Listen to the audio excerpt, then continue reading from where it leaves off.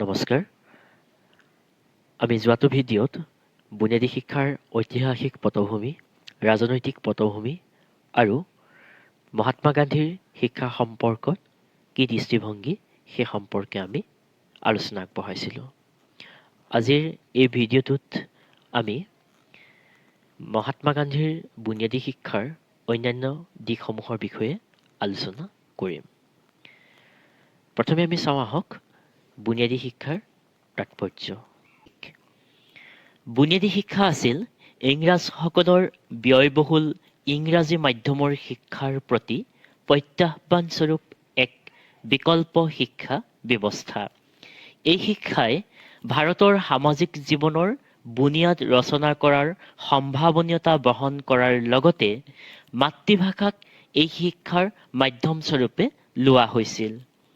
হস্তশিল্প আমাৰ ভাৰতীয় গ্ৰাম্য জীৱনৰ লোকৰ অতি পৰিচিত কুটীৰ শিল্প স্বৰূপে জনা যায়। এই শিক্ষাই তেওঁলোকৰ গ্ৰাম্য জীৱনৰ আৰ্থিক আৰু সাংস্কৃতিক পৰিৱেশৰ লগত সুস্থ সমাযোজন স্থাপনতো সহায় কৰিব পাৰে। স্কুলৰ শিক্ষা অভিজ্ঞতা হস্তশিল্পৰ যোগেদি ছাত্ৰসকলৰ জীৱনৰ ওচৰ চপাই নিব পাৰি আৰু তাক অৰ্থপূৰ্ণ কৰি তুলিব পাৰি। ইয়াৰ উপৰি বুনিয়াদী শিক্ষাই শিশুৰ গঠনাত্মক প্ৰবৃত্তিৰ প্ৰয়োজন পূৰণ কৰিব পাৰে। এনেবোৰ কথাৰ বিবেচনাৰে এই শিক্ষাক বুনিয়াদী স্বৰূপে নামাকৰণ কৰা হয়। এতিয়া চাওঁ আহক এই বুনিয়াদী শিক্ষাৰ বৈশিষ্ট্যসমূহ, characteristics of basic education. Number 1, সমগ্ৰ ব্যক্তিত্বৰ শিক্ষা, এডুকেশ্যন অফ টোটেল পাৰ্চনেলিটি। বুনিয়াদী শিক্ষাৰ মূল উদ্দেশ্যই হৈছে ব্যক্তিত্বৰ তিনিওটা দিশ সুসামঞ্জস্য ৰূপত বিকশাই তোলা। আৰু এই তিনিওটা দিশ হ'ল দেহ, মন আৰু আত্মা। বুনিয়াদী শিক্ষাত এই তিনিওটা দিশৰ শিক্ষাৰ বাবে পৰিকল্পিতভাৱে কাৰ্য আঁচনি প্ৰস্তুত কৰি তোলা হৈছিল। দেহৰ অংগ প্ৰত্যংগ, ইন্দ্ৰিয় আৰু স্নায়ৱিক সক্ষমতা লাভৰ বাবে হস্তশিল্পৰ প্ৰয়োগ কৰা হয়। এনে দৈহিক প্ৰক্ৰিয়াৰ অনুশীলনে স্মৃতিশক্তি, কল্পনা, চিন্তা, যুক্তি, বিচাৰ শক্তি, সমস্যা সমাধান আদি মননাত্মক শক্তিসমূহৰ বিকাশ সাধন কৰিব পাৰে। এই শিক্ষাৰ স্বাৱলম্বিতা, আত্মনিৰ্ভৰশীলতা আদিৰ দৰে বিভিন্ন ধাৰণা আৰু অহিংস নীতিয়ে ব্যক্তিৰ আত্মিক অনুভূতি জগাই তুলিব পাৰে। আৰু সেয়েহে দেহ, মন আৰু আত্মাৰ সকলো কথা সামৰি মানুহৰ সমগ্ৰ ব্যক্তিত্বৰ বিকাশৰ আঁচনি এই শিক্ষাত গ্ৰহণ কৰা হৈছিল। নাম্বাৰ 2, কোৰিলেটেড এছপেক্ট অফ নলেজ, জ্ঞানৰ সহ-সম্বন্ধতা। জ্ঞান অভিন্ন আৰু অবিভাজ্য স্বৰূপে বিবেচনা কৰি অধ্যয়নৰ বিষয়সমূহৰ মাজত সহ-সম্বন্ধ স্থাপনৰ নীতি ইয়াত গ্ৰহণ কৰা হৈছিল। অধ্যয়নৰ বিষয়সমূহৰ মাজত সমন্বয় সাধনেৰেহে শিক্ষা সাৰ্থকভাৱে দিব পৰা যায় আৰু সেই শিক্ষাহে ছাত্ৰ-ছাত্ৰীৰ বাবে অধিক অৰ্থপূৰ্ণ হৈ উঠিব পাৰে। বুনিয়াদী শিক্ষাত এনে কথাৰ ওপৰত বিশ্বাস কৰা হৈছিল। জ্ঞানৰ সামগ্ৰিকতাৰ ধাৰণা দিবৰ বাবে শিক্ষাত কাৰ্যকৰী ব্যৱস্থাও গ্ৰহণ কৰা হৈছিল। বুনিয়াদী শিক্ষা পদ্ধতিত হস্তশিল্পক কেন্দ্ৰ কৰি স্কুলৰ বিষয়সমূহৰ শিক্ষাদানৰ অভিনৱ পদ্ধতি উদ্ভাৱন কৰা হৈছিল।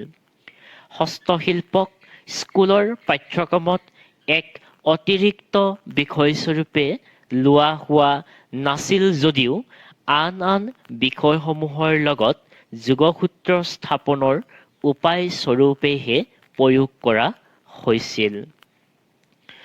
নাম্বাৰ 3, এডুকেশ্যন থ্ৰ ক্ৰাফ্ট হস্তশিল্পৰ মাধ্যমেৰে শিক্ষা প্ৰদান। হস্তশিল্পক কেৱল মাত্ৰ আৰ্থিক উৎপাদনৰ দৃষ্টিভংগীৰে আৰু ছাত্ৰ-ছাত্ৰীসকলক উৎপাদনকাৰী আহিলা স্বৰূপে ইয়াত বিবেচনা কৰা হোৱা নাছিল। বুনিয়াদী শিক্ষা সম্বন্ধে বহুতেই গ্ৰহণ কৰিবলৈ বিচৰা এই ধাৰণা হৈছে সম্পূৰ্ণৰূপে ভ্ৰান্তিমূলক। ডক্টৰ জাকিৰ হুছেইন কমিটিত এই কথা স্পষ্টভাৱে উল্লেখ কৰা হৈছে যে হস্তশিল্পৰ প্ৰয়োগৰ যোগেদিহে যন্ত্ৰচালিতভাৱে কেতবোৰ হস্তশিল্পী সৃষ্টি কৰি তোলাটো অথবা শিশু শ্ৰমিক গঢ় দি তোলাটো ইয়াৰ উদ্দেশ্য নহয়। প্ৰকৃতপক্ষে হস্তশিল্পত শিক্ষাদানৰ প্ৰচুৰ সম্ভাৱনীয়তা নিহিত হৈ আছে আৰু ইয়াৰ পূৰ্ণ উপভোগ কৰাটোহে ইয়াৰ মুখ্য উদ্দেশ্য। আৰু সেয়েহে এই কথা মন কৰিবলগীয়া যে হস্তশিল্পক শিক্ষাদানৰ মাধ্যম বা অৱলম্বন স্বৰূপেহে প্ৰয়োগ কৰা হৈছিল। অৰ্থ উপাৰ্জনৰ আহিলা স্বৰূপে ইয়াক মুঠেও গণ্য কৰা হোৱা নাছিল। নম্বৰ 4, শিক্ষাত স্বাৱলম্বিতা self supporting aspect in education. আধুনিক শিক্ষাত স্বাৱলম্বিতাৰ দিশ অস্বীকাৰ কৰিব নোৱাৰি। আমি যি শিক্ষা লাভ কৰোঁ সেই শিক্ষাই আমাৰ অন্ন বস্ত্ৰৰ মৌলিক প্ৰয়োজন পূৰণ কৰি অৰ্থনৈতিক আত্মনিৰ্ভৰশীলতা প্ৰদান কৰিব পাৰিব লাগে। মহাত্মা গান্ধীয়ে মত প্ৰকাশ কৰিছিল যে বৃত্তিমূলক প্ৰশিক্ষণৰ অভাৱে আমাৰ শিক্ষিত শ্ৰেণীৰ লোকসকলক উৎপাদনমূলক ক্ৰিয়াৰ বাবে প্ৰায় অনুপযোগী কৰি তুলিছে আৰু দৈহিক ক্ষেত্ৰত বিশেষভাৱে ক্ষতি সাধন কৰি তুলিছে। আৰু সেইবাবে বুনিয়াদী শিক্ষাৰ প্ৰধান উদ্দেশ্য হৈছে শিশুক বিত্তীয় যোগ্যতা আৰু অৰ্থনৈতিক স্বাৱলম্বিতা প্ৰদান কৰা আৰু ইয়াৰ যোগেদিহে ছাত্ৰ-ছাত্ৰীয়ে কৰ্ম নিযুক্তি আৰু আত্মনিযুক্তি লাভ কৰি উঠিব পাৰে। নম্বৰ 5, মাদাৰ টাং এজ মেডিয়াম অফ এডুকেশ্যন শিক্ষাৰ মাধ্যম স্বৰূপে মাতৃভাষা। মাতৃভাষাৰ অবিহনে শিশুৰ শিক্ষা স্বাভাৱিক আৰু স্বতঃস্ফূৰ্ত হৈ উঠিব নোৱাৰে। মাতৃভাষা হৈছে শিশুৰ আত্মপ্ৰকাশৰ সহজ মাধ্যম। ইয়াৰ অবিহনে আন বিদেশী ভাষাই শিশুৰ মনৰ ভাৱ অনুভূতি চিন্তা আৰু ক্ৰিয়া অভিজ্ঞতাৰ প্ৰকাশ লাভত বাধাৰ সৃষ্টি কৰিব পাৰে। ইয়াৰ ফলত শিশুৰ ব্যক্তিত্বৰ বিকাশ স্বাভাৱিক হৈ উঠিব নোৱাৰে। বিদেশী ভাষাৰ মাধ্যমে শিক্ষাত অপচয় আৰু অনুন্নয়নৰ সমস্যাৰো সৃষ্টি কৰি তোলে। আৰু সেয়েহে প্ৰাথমিক শিক্ষা সাৰ্বজনীন কৰি তুলিবৰ বাবে মহাত্মা গান্ধীয়ে মাতৃভাষাৰ অধ্যয়নৰ ওপৰত সৰ্বাধিক গুৰুত্ব আৰোপ কৰিছিল। শিক্ষাত মাতৃভাষাৰ প্ৰয়োগেহে ভাৰতীয় শিশুসকলৰ মনত জাতীয় চেতনাৰ ভাৱ জগাই তুলিব পাৰে আৰু এই উদ্দেশ্যেৰে ৱাধা শিক্ষা সন্মিলনত মাতৃভাষা বুনিয়াদী শিক্ষাৰ মাধ্যম স্বৰূপে প্ৰস্তাৱ গ্ৰহণ কৰা হৈছিল। এইখিনি আছিল বুনিয়াদী শিক্ষাৰ বৈশিষ্ট্য। বুনিয়াদী শিক্ষা আঁচনিক কাৰ্যকৰী কৰাৰ বাবে ইয়াৰ পাঠ্যক্ৰম আৰু অন্যান্য কাৰ্যৰ আঁচনি সহকাৰে 1937 চনৰ ডিচেম্বৰ মাহৰ 2 তাৰিখে জাকিৰ হুছেইন কমিটিয়ে নিজস্ব প্ৰতিবেদন প্ৰদান কৰে। ইয়াৰ পৰৱৰ্তী অৱস্থাত 1938 চনত ভাৰতীয় জাতীয় কংগ্ৰেছৰ হৰিপুৰ অধিৱেশনত প্ৰতিবেদনখন আলোচনা কৰা হয় আৰু শিক্ষা ব্যৱস্থাৰ পুনৰ্গঠনৰ বাবে এই আঁচনিখনক চৰকাৰৰ শিক্ষা আঁচনিৰূপে গ্ৰহণ কৰা হয়। ক্ৰমাগতভাৱে ৱাধাৰ ওচৰৰ সেৱাগ্ৰামত হিন্দুস্তানী তালিমী সংঘত মুখ্য কাৰ্যালয় স্থাপন কৰি আঁচনিৰ কাৰ্যকৰী ৰূপ দিয়াৰ ব্যৱস্থা কৰা হয়। প্ৰাৰম্ভিক অৱস্থাত অৰ্থাৎ আঁচনিখন গ্ৰহণ কৰাৰ প্ৰথম দুটা বছৰত ক্ষিপ্ৰভাৱে আৰু অতি আশাব্যঞ্জকভাৱে বুনিয়াদী শিক্ষা বিস্তাৰৰ কাম আগবাঢ়ে। দুৰ্ভাগ্যবশতঃ এই সময়ছোৱাতে দ্বিতীয় মহাযুদ্ধ আৰম্ভ হোৱাৰ লগে লগে 1940 চনত কংগ্ৰেছ মন্ত্ৰীসভা ভংগ কৰি দিয়া হয় আৰু ইয়াৰ লগে লগে 1942 চনত ফ্ৰীডম মুভমেণ্ট প্ৰবল হৈ উঠে আৰু সময়ৰ গতিত কংগ্ৰেছী মন্ত্ৰীসকলেও এই আন্দোলনত জঁপিয়াই পৰে। এনে কিছু বিশেষ আৰ্থ-সামাজিক আৰু ৰাজনৈতিক কাৰণত 1940 চনৰ পৰা 1945 চনলৈ এই বিশেষ সময়ছোৱাৰ ভিতৰত বুনিয়াদী শিক্ষাৰ বিকাশৰ গতি মন্থৰ হৈ পৰে। 1946 চনত পুনৰবাৰ কংগ্ৰেছে দেশৰ শাসন ক্ষমতা লাভ কৰে আৰু লগে লগে পূৰ্বৰ বিভিন্ন সমিতিৰ পৰামৰ্শৰ লগত সংগতি ৰাখি বুনিয়াদী শিক্ষা নীতিৰ কিছু বিশেষ পৰিৱৰ্তন ঘটোৱা হয় আৰু বিভিন্ন প্ৰদেশত ইয়াৰ প্ৰচলনৰ ব্যৱস্থা হাতত লোৱা হয়। ইয়াৰ অগ্ৰগতি সময়ত অৰ্থাৎ 1938-1939 চনত কেন্দ্ৰীয় শিক্ষা উপদেষ্টা সমিতিয়ে বুনিয়াদী শিক্ষাৰ ওপৰত দুখন বিশেষ কমিটি গঠন কৰি দিয়ে। এই দুয়োখন সমিতিয়ে বুনিয়াদী শিক্ষা সম্পৰ্কত ৱাধা পৰিকল্পনাৰ মূল কথাবোৰ গ্ৰহণ কৰি বুনিয়াদী শিক্ষাক বিভিন্ন স্তৰত ভাগ কৰাৰ পৰামৰ্শ আগবঢ়ায়। ইতিমধ্যে 1944 চনৰ চাৰ্জেণ্ট প্ৰতিবেদনতো কেন্দ্ৰীয় শিক্ষা উপদেষ্টা কমিটিয়ে গঠন কৰি দিয়া কমিটি দুখনৰ মূল কথাৰ গুৰুত্ব প্ৰকাশ পায় আৰু বাধ্যতামূলক প্ৰাথমিক শিক্ষা প্ৰৱৰ্তনৰ প্ৰয়োজনীয়তাৰ দৃষ্টিভংগী প্ৰকট হৈ পৰে। চাৰ্জেণ্ট কমিটিৰ দৃষ্টিভংগী অনুসৰি বাধ্যতামূলক বুনিয়াদী শিক্ষাৰ দুটা স্তৰ হ'ব লাগে। প্ৰথম স্তৰ নিম্ন বুনিয়াদী স্তৰ 6 বছৰৰ পৰা 11 বছৰৰ ভিতৰত আৰু দ্বিতীয় উচ্চ বুনিয়াদী স্তৰ 11 বছৰৰ পৰা 14 বছৰলৈ। ঘটনাক্ৰমে 1947 চনত যেতিয়া ভাৰতবৰ্ষ স্বাধীন হয়, স্বাধীনতাৰ পৰৱৰ্তী অৱস্থাত ভাৰত চৰকাৰে নেশ্যনেল পেটাৰ্ণ অফ এলিমেণ্টেৰী এডুকেশ্যনৰ নীতি হিচাপে বুনিয়াদী শিক্ষাৰ মূল নীতিসমূহ গ্ৰহণ কৰে।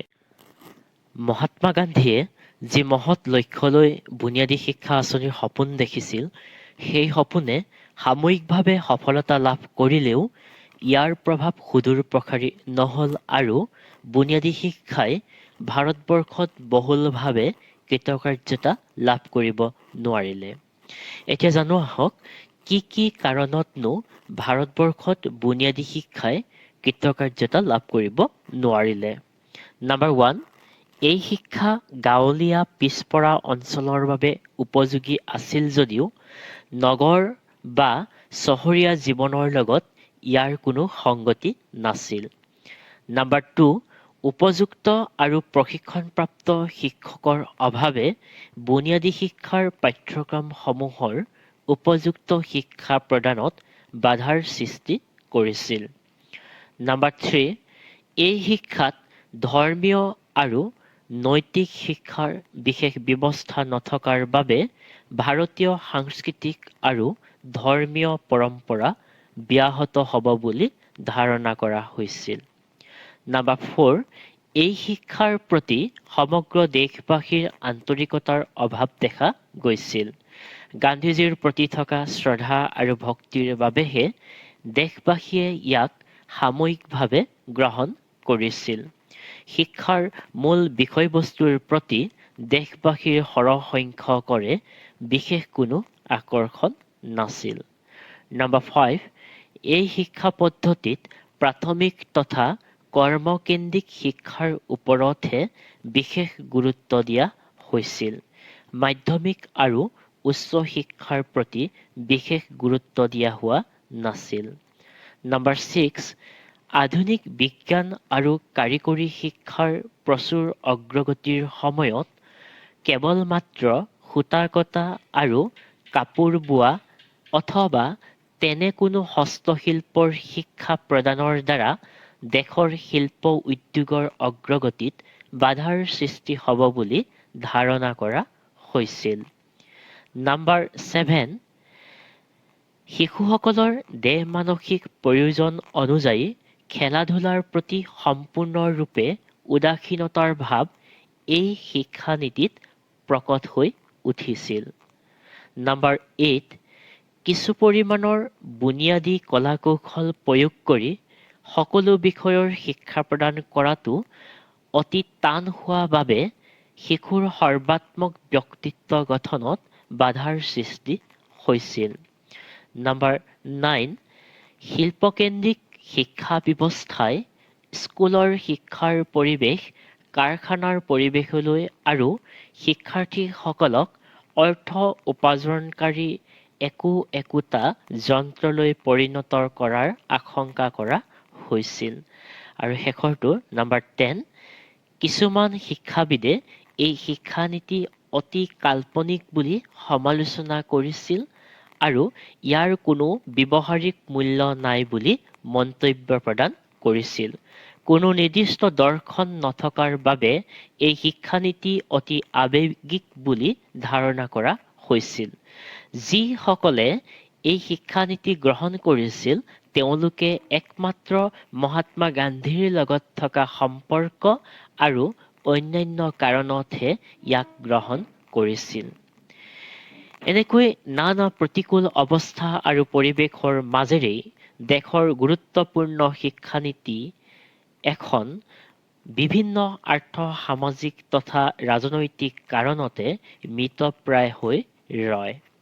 বুনিয়াদী শিক্ষা আঁচনিখনৰ বিভিন্ন দুৰ্বল দিশ অনুভৱ কৰি দেশৰ প্ৰায়বোৰ লোকে সৰ্বাত্মকভাৱে এই শিক্ষানীতি অথবা এই শিক্ষা আঁচনি গ্ৰহণৰ ক্ষেত্ৰত অনিচ্ছা প্ৰকাশ কৰে। ধন্যবাদ।